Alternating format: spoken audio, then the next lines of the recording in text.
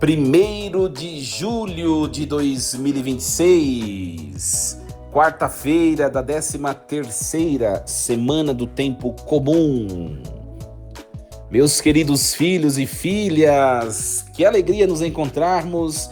Quarta-feira, olha só, hoje, primeiro dia desse mês abençoado de julho, né? Muita gente saindo de férias, muita gente passeando, mas também tem muita gente que está aí na labuta, na rotina, não é verdade? Que alegria, obrigado pela sua presença, não esqueçam de curtir esse material. E hoje é um dia oportuno, né, minha gente? Começando um novo mês, é um dia oportuno para nós planejarmos, né? Quais coisas que nós precisamos rever, fazer diferente, ou quais coisas nós devemos manter porque foram legais, enfim, um mês novo se iniciando e invoquemos a bênção de Deus, né? Só de ouvir a palavra e refletir, nós já estamos entrando em comunhão com Deus, né? Mas invoquemos por parte de Deus para este mês de julho bênçãos abundantes sobre nós. Iniciemos este nosso programa de hoje, quarta-feira, 1º de julho, em nome do Pai, do Filho e do Espírito Santo. Amém.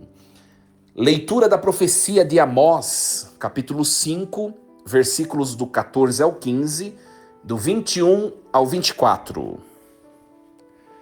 Buscai o bem, não o mal, para terdes mais vida. Só assim o Senhor Deus dos exércitos vos assistirá, como tendes afirmado. Odiai o mal, amai o bem. Restabelecei a justiça no julgamento. Talvez o Senhor Deus dos exércitos se compadeça do resto da tribo de José. Aborreço, rejeito vossas festas, diz o Senhor. Não me agradam as vossas assembleias de culto. Se me oferecerdes holocaustos, não aceitarei vossas oblações. E não farei caso de vossos gordos animais de sacrifício. Livra-me da balbúrdia dos teus cantos. Não quero ouvir a toada de tuas liras. Que a justiça seja abundante como água e a vida honesta como torrente perene. Palavra do Senhor. Graças a Deus. Muito bem, minha gente, nós estamos acompanhando o livro do profeta Amós desde anteontem, né? Desde segunda-feira. Eu já expliquei, se você perdeu a reflexão de ontem, dá uma escutadinha porque eu fiz um apanhado geral sobre uma introdução bíblica, né? Sobre o texto de Amós. Dá uma escutadinha, pelo menos na primeira parte, que é a introdutória da reflexão de ontem, para não ter que ficar repetindo hoje. Tá bom? Mas nós estamos acompanhando Amós, lembrando que Amós viveu no século VIII, e hoje nós ouvimos esta perícope, o capítulo 5, versículos do 14 ao 15, do 21 ao 24, e essa perícope faz parte de um conjunto de exortações e de lamentos do profeta. Então, o capítulo 5 de Amós, ele é estruturado como que um convite à vida, né? O profeta, gente, ele estabelece um contraste pedagógico. De um lado está a busca ritualística e uma busca vazia por Deus. Do outro lado está a busca real por Deus através da prática do bem. Então o texto culmina em uma das imagens mais poderosas de toda a Bíblia. Olha só, a justiça que flui como água, purificando a estrutura social. Muito bem. Então vamos começar aqui esses dois primeiros versículos, o 14 e o 15, desse capítulo 5. Buscai o bem e não o mal, para que vivas. Olha só. Então Amós, ele utiliza o verbo buscar, né? No hebraico, darash, né? Que tecnicamente, gente, se referia a consultar um oráculo ou visitar um santuário, né? Buscar, né? Buscai o bem. É como se eu tivesse que ir visitar. Há uma locomoção, né? Ele significa o termo, buscar a Deus não é ir até Betel, Ou não é ir até Gilgal, até o espaço sagrado. Não é isso. Buscar o bem. Olha só. Então, é ir em direção a algo que não é espacial, como o templo, como a sinagoga, como hoje nós diríamos a igreja. É uma busca existencial. Então, o viver prometido aqui não é apenas sobrevivência biológica, mas é a plenitude da aliança. Nós vemos aqui, olha só, odiai o mal, amai o bem, estabelecei o direito na porta do tribunal. A palavra porta, mencionada aqui, era o local onde se realizavam os julgamentos e também as transações comerciais. Então, estabelecer o direito ali na porta significava garantir que a justiça fosse acessível aos mais vulneráveis na esfera pública e jurídica. Muitas vezes, gente, a nossa espiritualidade, ela corre o risco de se tornar apenas um slogan, né? Um merchan, uma publicidade. Eu publico a minha fotinha lá da missa que eu fui, né? E eu estou contente com isso, não é? Nós dizemos que Deus está conosco, mas as nossas escolhas, muitas vezes as nossas escolhas diárias, negam isso, né? Olha só, existe uma ética por detrás. Não é somente a imagem, o slogan que é importante. É importante, claro que é. Mas se o slogan não condiz com a prática ética, tem alguma coisa errada, não é? Buscar o bem exige uma postura ativa de odiar o mal, né? O que implica a não ser conivente com pequenas corrupções ou sistemas que favorecem poucos em detrimento de muitos, né? No cotidiano, isso se traduz em integridade, ou seja, agir com justiça onde as decisões são tomadas. No caso, na porta, a nossa porta do tribunal, seja no trabalho, seja na família, seja na comunidade. Vou dar um exemplo para vocês. É a terceira vez que estou falando de eleição essa semana, viu? Porque diz respeito muito ao âmbito social, e Amós é um profeta social. Nós estamos chegando próximo de outubro, que tem eleições. Esta porta de que fala Amós vai ser a urna eletrônica para nós. É o lugar onde nós vamos fazer justiça, onde nós vamos ser justos. Cada tecla e confirma daquela urna vai ser exigido no dia da prestação de contas. Nós ouvimos ontem essa palavra. É séria a coisa, não é? É séria a coisa. E depois nós temos o versículo 21 a 23 aqui, né?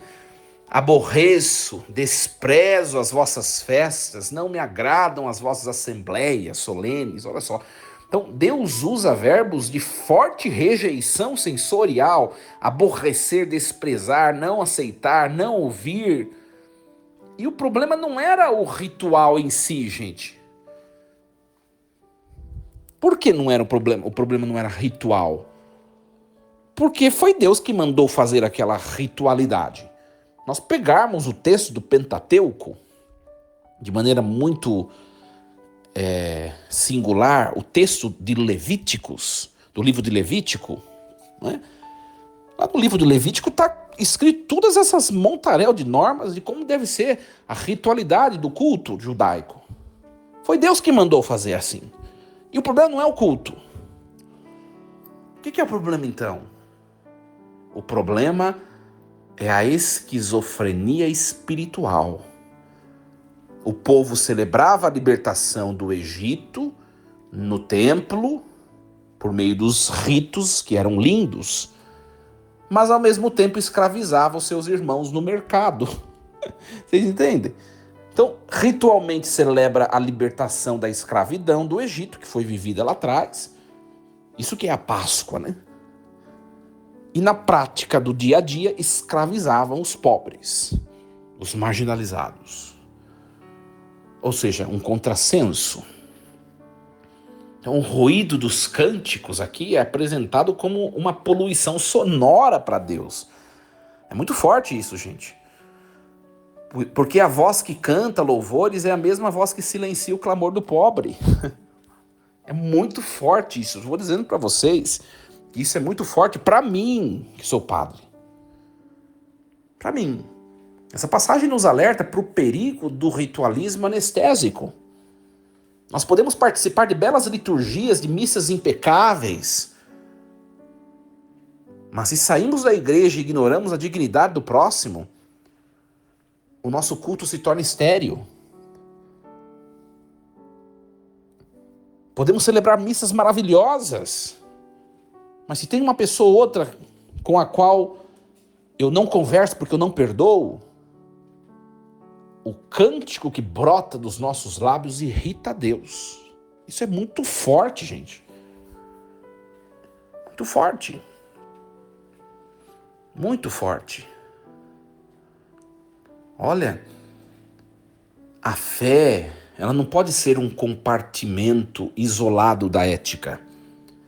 Deus nos pede que a nossa oração seja o combustível para a nossa caridade e não um substituto da caridade.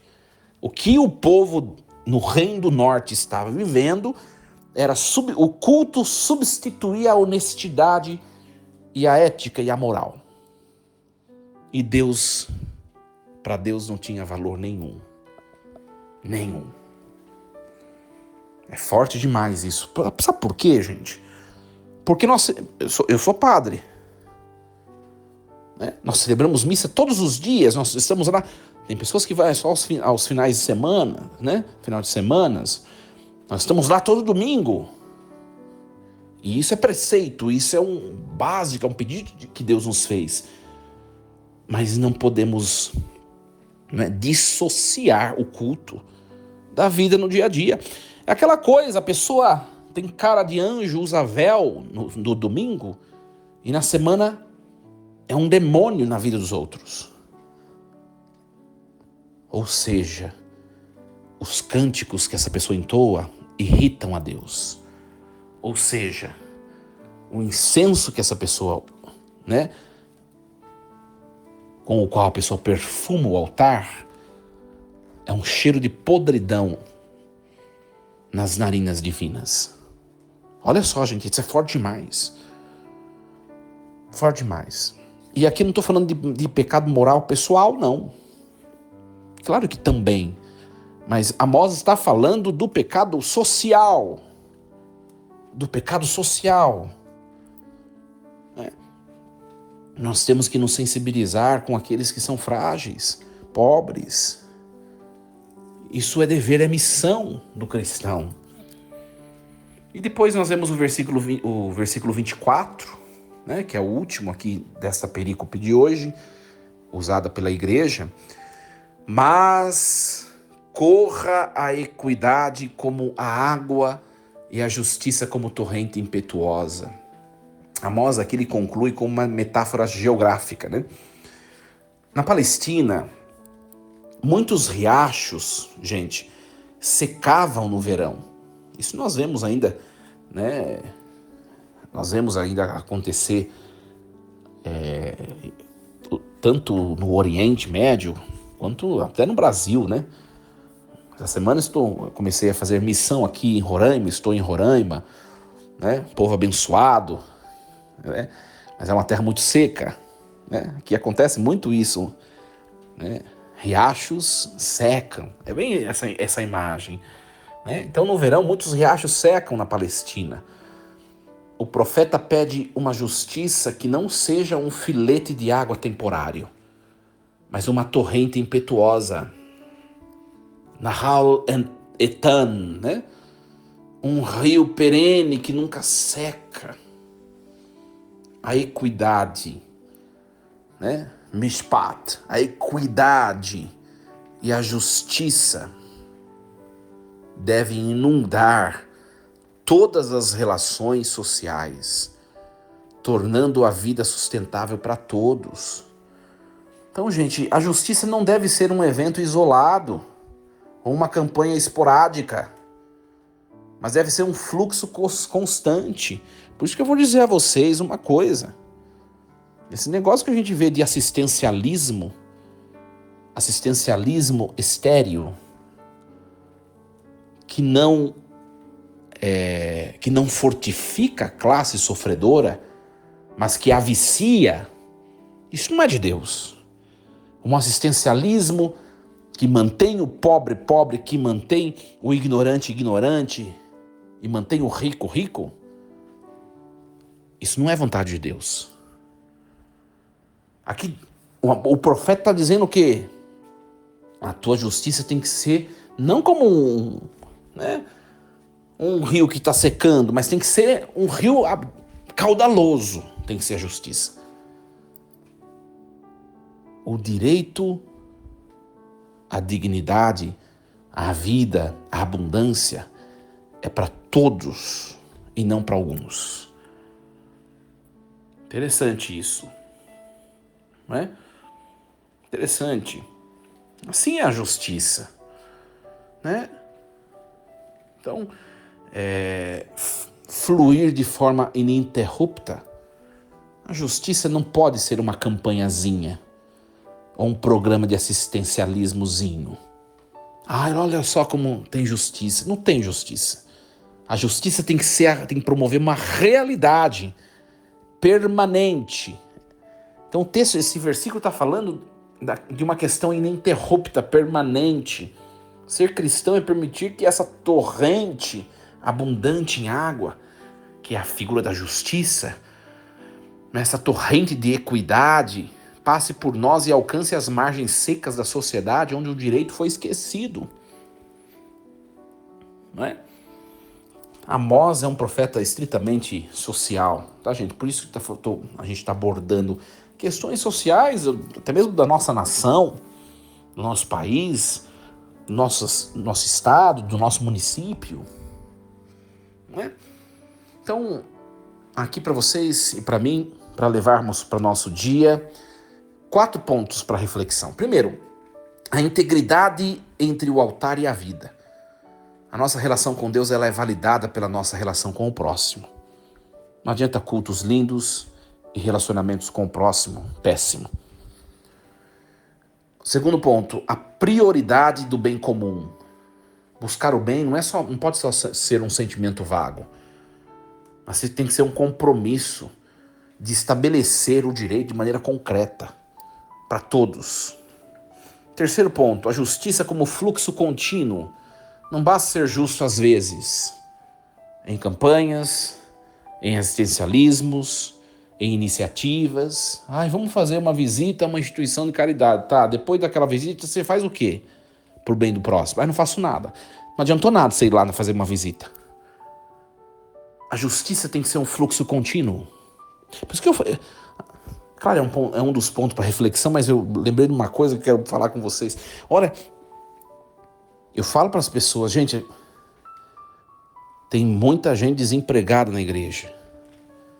Se coloca a serviço de alguma pastoral, vai ser exigido de você. A saúde que você tem e que você não doa nem um pedacinho dela para o próximo, vai ser exigido de você no final. Né? Entre numa pastoral, entre no movimento, ajude uma instituição de caridade. Não adianta só ir fazer visitinha e... Né? A gente vê, por exemplo, agora que aconteceram essas catástrofes, né, de terremoto que atingiu a Venezuela, iniciativas são super positivas e necessárias. Vamos juntar alimentos, vamos recolher dinheiro, tudo. Tem gente que faz com prazer e tudo. Envia, acabou, pronto. Depois daquilo, o que você faz? De maneira permanente, contínua. Não faço nada. Então, você tem que repensar. E quarto ponto para mim, para a sua reflexão de hoje, a questão de escutar a palavra, né? A palavra de Deus, escutar a Deus. Deus, ele fecha os ouvidos aos nossos cantos quando nós fechamos os nossos ouvidos ao clamor dos frágeis. Que essa palavra nos ilumine nesta quarta-feira. Força e coragem. Em nome do Pai, do Filho e do Espírito Santo. Amém. Muito bem, minha gente. Obrigado pela sua companhia. Não esqueçam de curtir e de compartilhar este material. Essa semana a liturgia está fantástica, né? O texto de Amós é um texto muito bonito. E amanhã nos encontramos, né? Amanhã estaremos aqui para mais uma reflexão diária. Até lá, minha gente, e lembremos-nos sempre, Deus está no comando de tudo.